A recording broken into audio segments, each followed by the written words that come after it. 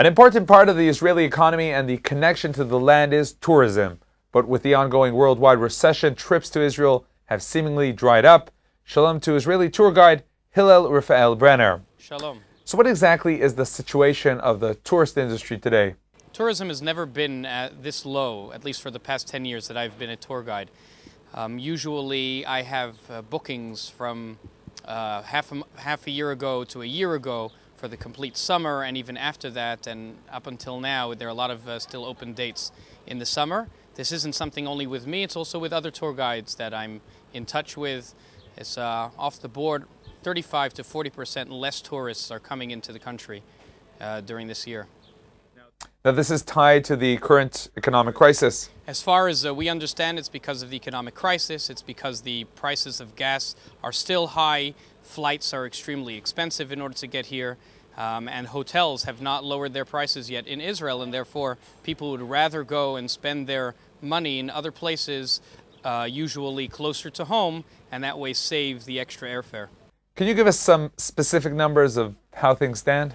From what I've heard, I've spoken to different travel agents. One of them told me that this past Pesach, that every year he has at least 150 people that come, and this year he only had 50 of those people came to Israel, which is a third of the amount. That's a terrible number.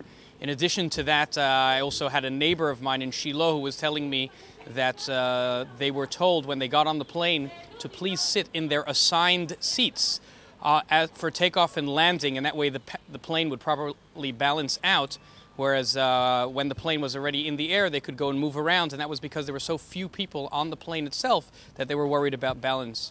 Now tell me, there have always been declines and booms in tourism. Does this current situation have anything to do with the security? As of now, for this period at least, it's pretty much economics. What was going on even a few months ago when the war in Gaza was being waged, there were plenty of people still in Israel, and there weren't people who were leaving. Even during the Lebanese war, there was definitely a drop in tourism, and we felt it. But a lot of the tourists that were here, so we went and we took them to areas around Yerushalayim and down south. And even in the time of the Intifada, there were still people who were coming. Maybe it was in order to show their support, and therefore they were coming here, even though there might have been some part of a security issue. Right now, when people aren't mentioning the security, it's majorly a financial issue of what's going on around the world. Now you work primarily with Jewish tourists, but are the non-Jews still coming in? Same phenomenon?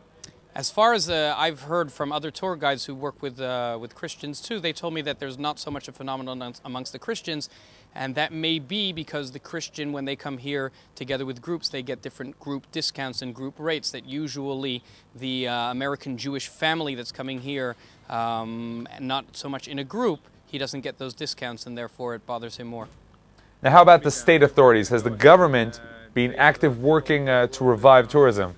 Well, as of now, I don't feel that the state of Israel is doing much for tourism. I mean, they're advertising all over the place, but they have not subsidized any of the airfare or any of the hotel rates. They haven't told the hotels that it's good if you would put down your prices now, and that will at least bring in tourists and help out people in other situations, whether it's the shops that are selling to the tourists, whether it's the tour guides, the Jeep trips, the ATVing, and the other attractions that people do over here.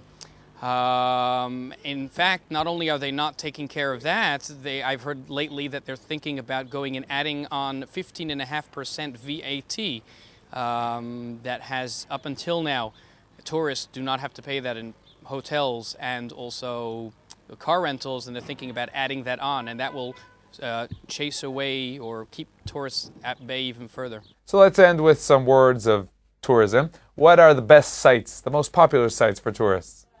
Tourists love, especially Jewish tourists, they love to go and connect to their past. They love to connect to their roots over here in Israel. When they walk through the streets in Ir David and they see where David went and lived in his palace, they walk through the Chizkiyahu's water tunnel and they hear about King Chizkiyahu saving the Jews from the Assyrians.